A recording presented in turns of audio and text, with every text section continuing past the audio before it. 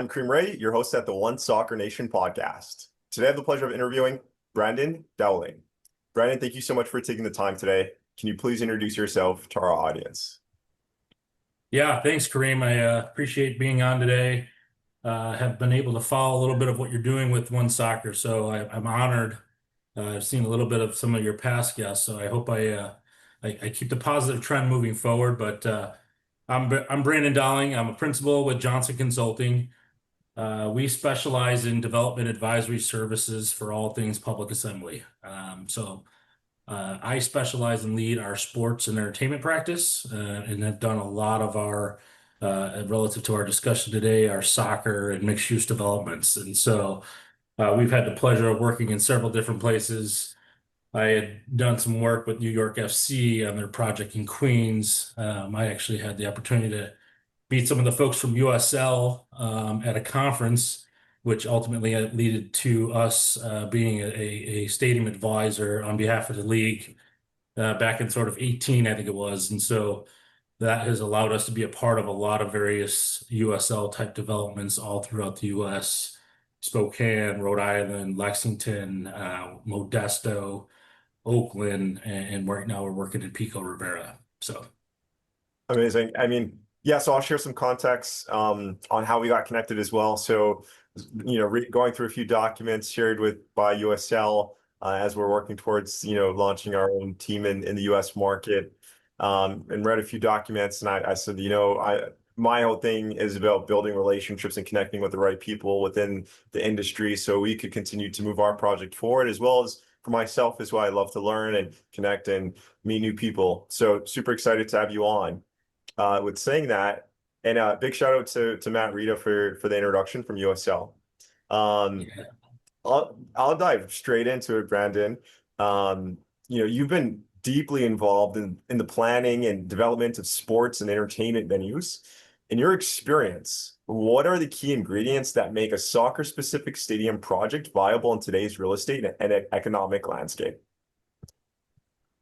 Yeah, that's a great way to kind of start things off. I would say relative to my experience in particular, obviously, the soccer specific or oriented type stadium really is conducive to the fan experience and the sight lines from a soccer standpoint, right? But a lot of what we're talking about in today's market and real estate and the viability and the businesses is really sort of how do we make those more multi-purpose as well? I think part of that viability is that flexibility in demand and dates in the project, as well as, the location, obviously a strategic location. These are no different than any other real estate assets, right? Location, location, location. And so that's a critical component for us as we're starting to vet these. And then, when you look at the overall funding and financing mechanisms, already being executed from a public-private partnership standpoint. So, those are a lot of the things that we see driving the success of these venues throughout the U.S. Understood. Yeah, not just only soccer specific stadiums, but the huge mixed use development projects. I think, one of the recent interviews that I've done with Steve Livingstone from Florida Jacks, Sporting Jacksonville or Sporting Jacks. I'm forgetting the name here, but USL Championship Club doing $1 billion mixed use development project. Why are clubs now focusing on, these huge projects instead of just building a soccer specific stadium? Yeah, I think a lot of it has to do around diversification, right? I think, there's much more to the viability and business success of these than those sort of 20 home dates, if you will. And so looking at other entertainment community type events, we're starting to see, when you start to think about training, is there ways to sort of leverage that sort of paradigm that USL allows from a youth all the way up to professional, right? And so now we're talking sports tourism. So can we leverage the stadium as the championship site? Are there ancillary fields that are allowing us to sort of recruit and host various tournaments throughout? And that all sort of feeds into, again, I think, being able to not only leverage the asset and the team and the stadium, but how do we use that energy and better utilize the ancillary development around? Understood. So how do you guys evaluate the potential success of a new professional soccer team in given markets, and what unique factors might make soccer stand out from other sports when assessing, viability? Yeah, so when we look at any market, again, it's from, I would say for all assets, it comes down to sort of the market demographics, right? And we're looking at your traditional demographic makeup, whether it's population trends, so are we growing? Where are we? Are we staying stagnant? Are we projected to grow? How's the economy? Is it stable? Is there, the job loss rate, at norm or above average? We also look a lot into the corporate base. Are there a lot of businesses in and around the area that would drive, a lot of the mechanisms we'll talk about in terms of sort of revenue streams, sponsorships and advertisements is a key component of that, right? And so we want to make sure that there's enough sort of base there relative to that corporate and business that would be able to support a team in a stadium. And then, another factor is sort of just the medium household income. We look at, whether or not there's disposable income in and around the area, and we're defining sort of catchments around wherever the particular site is. And again, I think these are all sort of key characteristics when we talk about that location is, which of these sites, if there's multiple sites, are most conducive to being able to capture those categories that we look at. And then I think the second fold of that is really just supply and demand, right? It's understanding what's the competitive set out there. What other venues or sports or entertainment facilities would we be competing against? And what are they offering? And do we have a opportunity to capture market share that's not there today, right? And so those are a lot of the key ingredients in terms of defining success. Thank you for sharing. And Brandon, how long has Johnson Consulting been around for? How many years? Yeah, we're celebrating 29, so we'll be 30 next year. 1996 we were found, and I've had the pleasure of being there for about 17 of them. Got it. And almost half, I mean, more, yeah, more than half. With Yeah. saying that, are you guys a big team or more so a small team? No, I would characterize this as a boutique, again, real estate hospitality consulting firm that specializes in purely public assembly facilities. So, we're a smaller firm, but we have a specialty that we focus in on nationally and internationally. What would you say is your competitive advantage over your other competitors? Yeah, I think relative to us is, we have a lot of continuity. So, yeah, I mentioned I've been there 17 years. Two of my other colleagues have been there for 15 plus years. And so from the leadership standpoint, we made some strategic directions around sort of areas of focus, right? I mentioned how I was state sports and entertainment. We have some convention centers and performing arts folks. We have some real estate, traditional mixed use entertainment districts and hotels. And so, as we're starting to see these projects evolve, we're starting to see all of those land uses sort of come to one, right? And so having those different lenses is really, I think, advantageous for us and our clients to bring those different perspectives to the room, right? As opposed to sort of just having that one thought around one land use that's really coming together. And when you're talking about a mixed use entertainment district, you're folding in several different land uses. There's food halls, there's retail, there's entertainment, there's a stadium. So having that expertise across the board, and again, I think relative to the folks that we compete against, I think it would be our continuity of leadership. Understood. And you'd mentioned, the partnership. Is that the right is that the right word to use, partnership with USL? Is that the right word to use? I think it was like a preferred supplier program or something like that was the official language that they had. And again, yeah, I think it was a preferred supplier for stadium development. So you'd mentioned you guys connecting and building out that relationship. From 7 years ago. This was back in 2018 with saying that USL's progressed immensely and they're growing on all sides from men's to women's. Um, you know, what would you say in regards to the projects that you're seeing come out now with new expansion teams? What was the difference between back in 2018 to clubs launching now that you guys are working with? Is there a big difference into the things that you guys are doing from Johnson Consulting in regards to assisting USL clubs, or is there more things that you guys are doing now in 2025 moving forward? Yeah, that's a great question. I think the evolution in particular for USL, obviously the fold of the women's league, I think is an important piece that wasn't quite there previously. And then I think, when we talk about the recent announcement that some of those discussions recently and currently with some projects are sort of the relegation and how does that fold into things. And to me, I think, the model that USL has had for quite some time was somewhat unique in terms of folding in the real estate mixed use aspect, right? So that, again, these are tough propositions to pencil out as a standalone stadium. And so being able to sort of leverage that just adjacent real estate is critical to success. And so, when we look at that relative to other models in minor leagues, if you will, that, are trying to execute on that development type. It's one of those things that I found most unique about USL was the fact that they're folding in the mixed use entertainment. Understood. Yeah, I have a question, that's popping up. Last week I went down to our market to view about 10 plus sites. We're working on launching a USL One club for One Soccer with the One Soccer Nation team. This is our private side. Putting on the records. This is fine. I'm being very vague, but um, you know, uh, some of the land were like 100 plus, between 50 to 100 acres. Mhm. And we're working with LaBelle Associates, the architects, preferred architects of the USL. We've been building the relationship with USL since 2020. So for the last 3 years, we've spoke to the city. We got the green light that they're interested to bring professional soccer to the market. So we're pulling all the pieces and right relationships to work towards launching a team.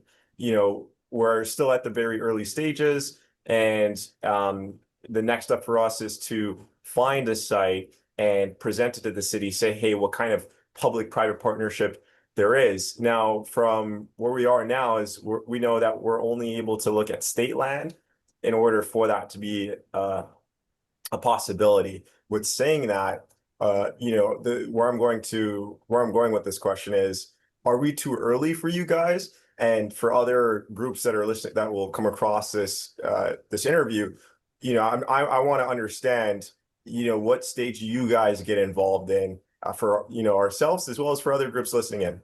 Sure. No, that's a great question. I would say when we talk about our sort of services, we say we're at the sort of the tip of the development sphere, right? So we're typically the early entry or advisor, if you will, on behalf of either the public or private. And I think relative to the issue in terms of where you all are right now in that project, I do think it's something that we would be a value add, and we have done in terms of other projects, and it's really around the notion of sort of framing that public-private partnership, right? And sort of, the keys to success in doing that is really understanding what are the driving motivating factors of each party, right? Each party has to walk away and feel as though they're a winner. And as you're sort of identifying, obviously looking at just publicly owned sites, right? And how do those correspond to the greater vision of the city, right? Is there an economic development master plan or a strategic comp plan for their downtown? If I'm assuming one of them may be downtown too, you know what I mean? So getting better sense of sort of which definition of success for them in terms of the public entity and sort of corresponding that into what you all are hoping to achieve and accomplish. That's part of the narrative and discussion that we help fold in based on other experiences elsewhere, right? And then, part of that is then trying to give just a very high level, this is what it could be from an economic development standpoint, because typically that's what the municipality's after. They're looking for an economic development type of a catalyst for a particular area or their downtown, right? And so part of that is sharing that narrative of how it's been done elsewhere and successfully. Got it. Um, you know, what's you guys are working with USL. Is there other sports entities that you guys are working with in the United States? Yeah, we work across all the major sports, in terms of whether it be MLB, NFL, NHL, we do a lot of minor league baseball as well as collegiate, right? And so I don't think there's necessarily a sport we haven't touched. What's been the biggest project that you've worked on? And if you could put a number to it, that'd be great. That's a great question. I would say, um, well, there's been a lot of bigger and I would say progressive projects in the more recent years that haven't come to fruition in terms of, they're still in the planning process. But I think relative to just a great vision and executing it, we've done a little bit on the recent soccer stadium in Pawtucket with Rhode Island FC. That's a recent one that's sort of come out of ground. We worked on behalf of the public Pawtucket Redevelopment Authority, really assessing sort of the TIF district, if you will, around that overall development. And I think when I think about sort of the sheer dollars, we've done some work on the renovation to Enterprise Center in St. Louis. And that's another one that sort of is up there in terms of size and scale. But all relatively within that sort of four or $500,000 million rather dollar number, if you will. And it all depends on sort of how far it gets executed. There was a $1 billion project in Richmond, Virginia, that was looking to build a brand new arena and whole mixed use development that never sort of gotten out of the council. And then there's one right now that we're currently working on in Nashville that would be all in a $2 billion sort of theme park and mixed use development that is still in those planning stages. So the numbers are certainly getting larger as we continue to go, and obviously that's being driven towards not only scope and size of projects, but also construction today.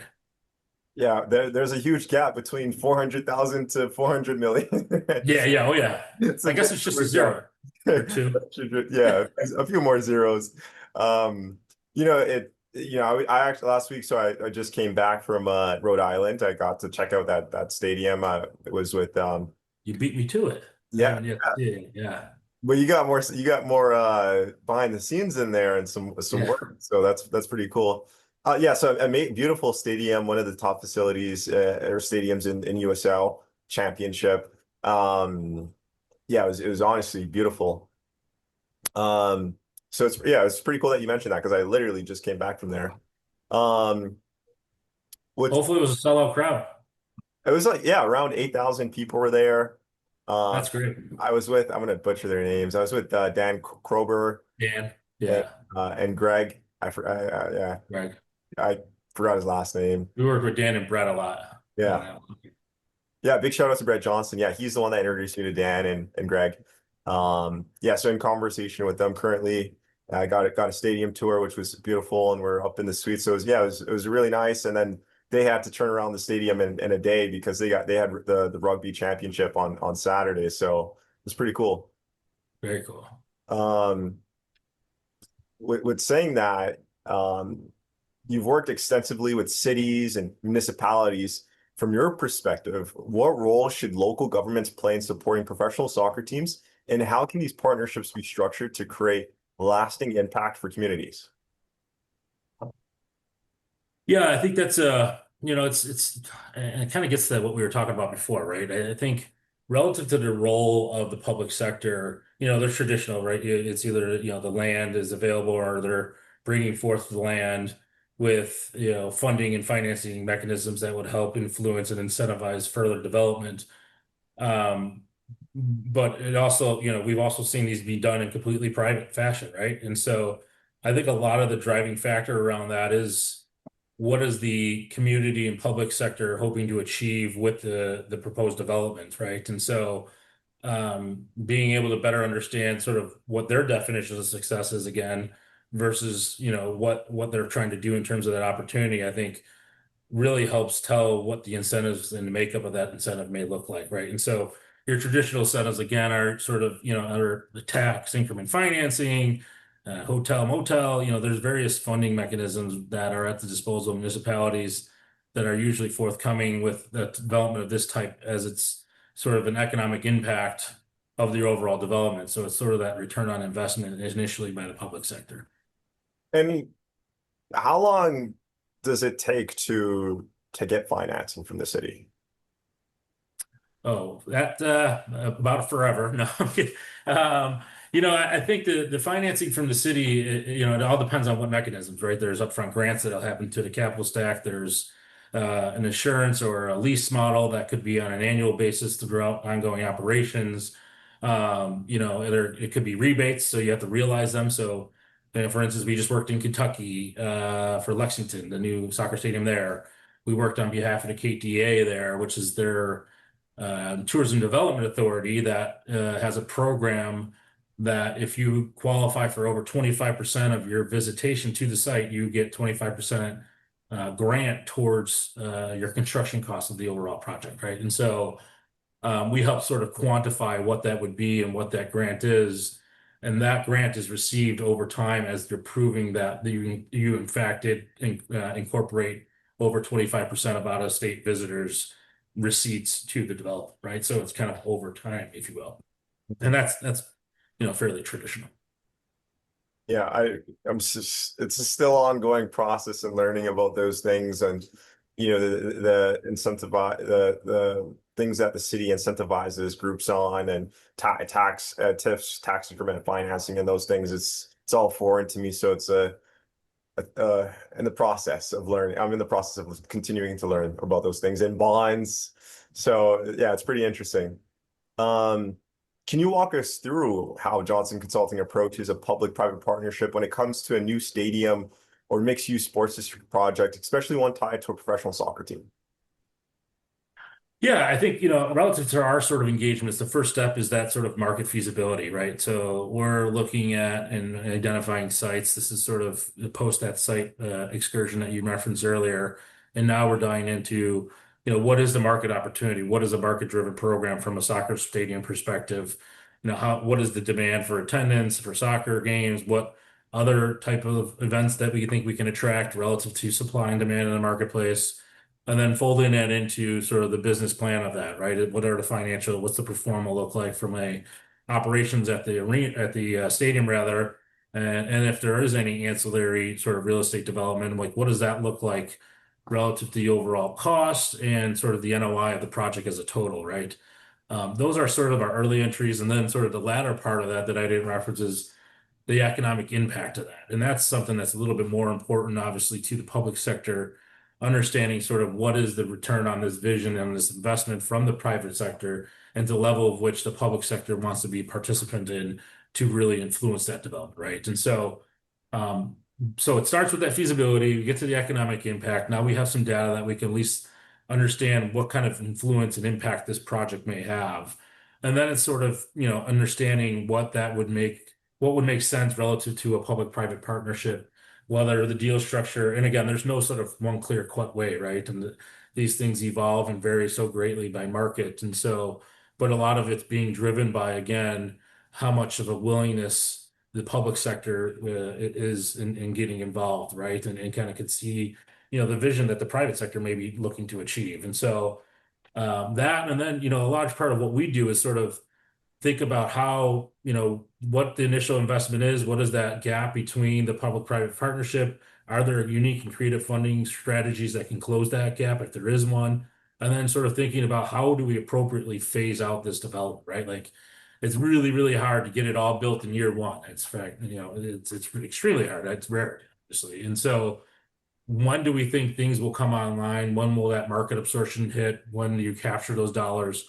So we sort of lay that out, projecting forward in a 10, 15-year basis to understand when that investment's going to come online and when that hotel may be operable, when we can expect to collect those hotel tax so that we can sort of then work backwards in terms of what is that initial investment ask on the private sector to the public sector, and how does that get quantified throughout time, right? And so that's a lot of the work that we do in terms of helping understand what that partnership could be.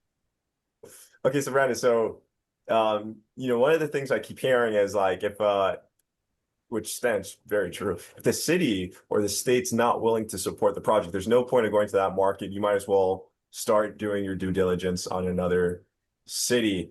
How often have you guys come across this, if at all? And what are some of the states that you could mention, if so, that are, states that are very advocates to have projects like these? Yeah, that's a good question. I would say the level of investment and its criticalness to the success from a public sector investment into these types of developments. Um, is more necessary, if you will, for some of those second tier, tertiary type markets, right? I think, and mainly that's because there may not be enough available land, or if there is available land, the offshoot of the real estate ancillary district is not going to sort of cover the gap, if you will, for the overall development.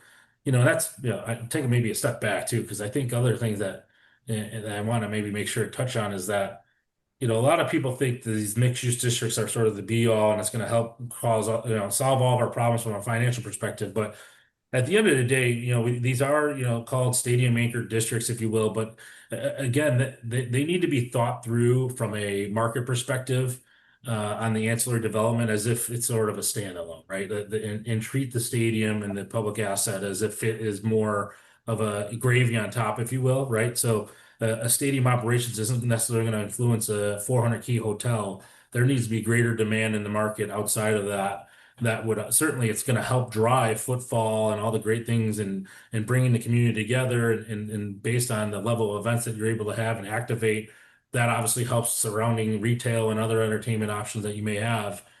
But that's critical in terms of defining what that size and scale is, right? And so when you get into those secondary and tertiary markets, understanding that size and scale and how that would be a benefit is critical to the level of support needed from the public sector, if that makes sense, right? And so, there may be particular markets, in California or other that, the land is so wanted and desired, and the real estate opportunity for multifamily is so significant that if you were just able to sort of get the land at a highly discounted rate from the public sector, it would probably be a viable option, right? And so you can see where that varies in different markets. And so that was a long way of getting to your question, I think. And then I think from I mentioned Kentucky's got a pretty cool program. I think we're working in Des Moines and just started re-engaged in Des Moines as well. They're about to come back out with their Iowa Reinvestment Act, which is, again, a tax rebate on dollars within a particular district. It's effectively a TIF. I would say for the most part, there are opportunities and funding mechanisms in many different cities, but those are the ones or states rather, that sort of resonate, that really have a thoughtful economic development tool and resource. Oklahoma City would probably be another one. They have the MAPS program. That's pretty powerful as well. And that's something that, they put together several different major developments in the community they want to get together, and they put it out to vote and have the residents vote on whether or not they want to allocate a penny of the sales tax towards executing those types of developments. So those are just a few examples. Very interesting. Thank you for sharing. Okay, so with your background in naming rights, valuation, and revenue projections, what trends are you seeing in how soccer clubs monetize their facilities and brand presence in today's sports business ecosystem? Yeah, I mean, I think, like I mentioned earlier, that's the sponsorship advertising, naming rights. When you start to look at the overall viability of this, soccer stadium development and team in the market, it's a pretty important piece, right? And so we're starting to see the valuations of those only continue to increase with, I think the notoriety and success of, in particular, when we're talking about USL, I think, we've seen those raised pretty significantly, in the range of about $1 million a year, I would say probably now for a championship USL, just naming rights alone, right? And so when you start to think of that, premium seating options, any sort of branding and advertising throughout the stadium, entryways, if you will, you're starting to look at numbers at $2 to $3 million. So, overall, you could be in the range of 4 million in terms of just revenue from those various, I would call sponsored and advertising streams, right? And so, pretty important, right? I think they're an important piece to the pie, and it's something that we certainly look at relative to the market opportunity, what's out there, what's competing for those dollars, to ensure, again, that the monetization of that asset is achievable in the market. Got it. Yeah, yeah, Brandon, I just want to track back quickly in regards to the project that you guys have worked on, like number wise. Is it Rhode Island, or is there a bigger project number wise that you guys have worked on? In terms of overall size and scale? Yeah, Well, the biggest that we've worked on is well, we worked on Hudson Yards, which has been developed. But the one we worked on in Chicago is called One Central, and that's like a 10 to $15 billion project. So we've worked on sort of all size and scales relative to dollar amounts but that is sort of a mixed-use entertainment district that is looking to be located adjacent to Soldiers Field in Chicago. yeah. So we sort of help quantify overall economic impact and things like that for that. Can you just share a little bit more, a bit more context on what that project has baked into it? 10 billion. Yeah, so there was a lot of transit oriented type redevelopment. It was going to be a platform over the railway in Chicago, another artery, if you will, for public transit that would be going to the site. It had a lot of office, residential, and some hotel as well, and then some thematic, obviously retail and entertainment throughout. So it's a pretty robust development that, again, I think where it sits today is they're hoping to achieve or hoping to really get a lot of sort of federal funding, which I think has sort of been put on hold relative to the transit dollars to repurpose that area. Got it. Thanks for sharing. Um, Switching gears here to the last two questions in regards to personal and professional perspective. You've had an impressive career working across various facets of sports venue development. What has been the most memorable project or learning moment in your journey so far, and how has it influenced your perspective on the game of soccer? Yeah, that's a great question. I think learning moment, and you and I were talking earlier.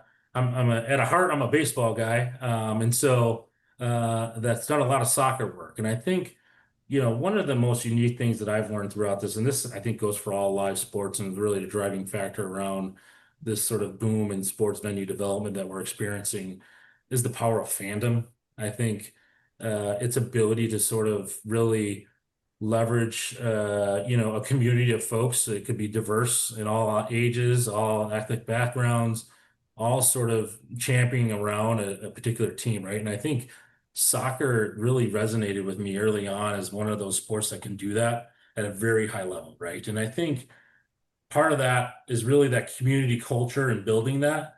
And I can't sort of downplay the importance of that towards that success in some of those public-private partnerships and really developing the energy and buy-in from a community standpoint in that, a prospective team or stadium development, right? And so I would think that's probably the one that's been most eye-opening for me, is really to kind of see how much of an ability it has had to really bring in, folks of all sort of backgrounds and build in that sense of togetherness, if you will, around a common goal. So that I would say is probably the most memorable or learning moment, if you will, in my journey thus far relative to soccer. Yeah, the beautiful game. So, I mean, just to drop some notes here quick, the 20 currently going on now, 2025 FIFA Club World Cup. Next year, the 2026 FIFA World Cup on the men's side, 2028, the Olympics in LA, so more soccer, and then potentially in 2031, a women's World Cup.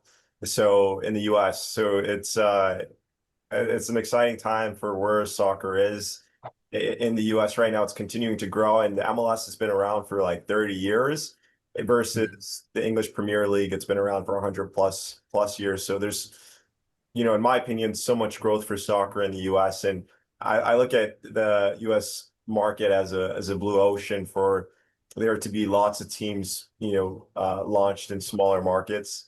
And with saying that, coming back to, MLB, looking at MLS, we've passed, from what I recall from the last time I checked, which was maybe a year or so ago, I think MLS passed NHL.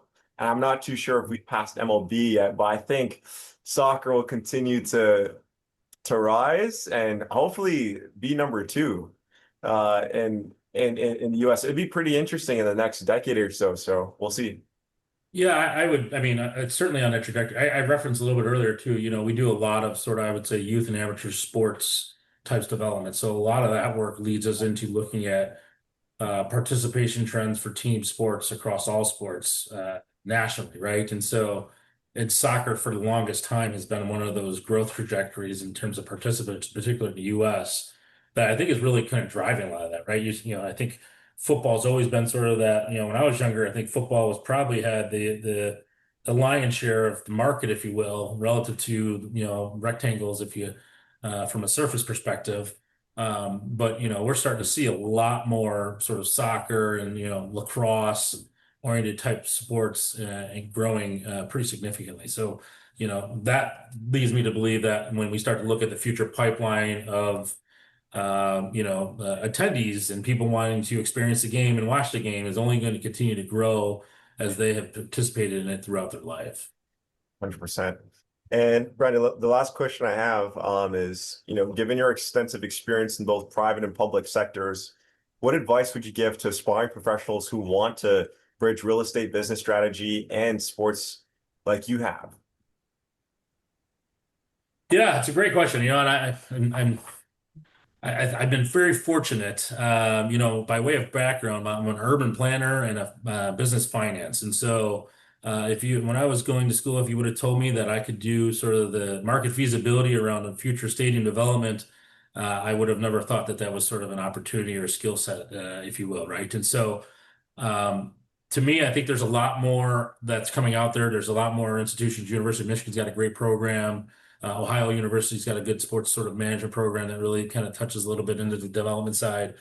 But my I guess advice, if you will, to sort of folks that are looking to get into the industry is just network, right? Find a mentor. One of the things I will say just across all sports to the sports industry is it's a pretty small community. I'm sort of, there's a connection of one, if you will, someone knows someone. And so just being a willingness to put yourself out there, have that network, listen to a mentor and sort of learn, right? I think that's something that I mentioned. I've been doing it sort of about 17 years. And one of the things that really took to heart is sort of really trying to be an expert. And all I did was read and take in everything I possibly could, much like what you're doing right now with your platform, Kareem. So I think sort of kudos to you because I think that is sort of how you really can kind of retain this type of knowledge. Yeah, thank you. Well, we're up at the end. Was there anything that I didn't ask that you'd like to share? Nothing that's coming to the tip of the tongue, to be honest. I think I really enjoyed the time here, and I appreciate again you giving me the ability to be on here and talk a little bit about what we're doing at Johnson Consulting and hopeful that we could be helping you in your future development. Amazing. And how can individuals that are that are working on these big projects that might need Johnson Consulting, how can they reach out to you guys? Yeah, our website's chjc.com. You can, via email, bdowling, DOWLING at chjc.com, or on my LinkedIn page. I'm pretty readily available to connect with anyone relative to, venue development. Sounds good. And I'll make sure to have the johnsonconsulting.com, the website down in the description, guys. And with saying that, Brandon, thank you again for taking the time for being on the One Soccer Nation podcast. I appreciate it, Kareem. Talk to you soon. Take care.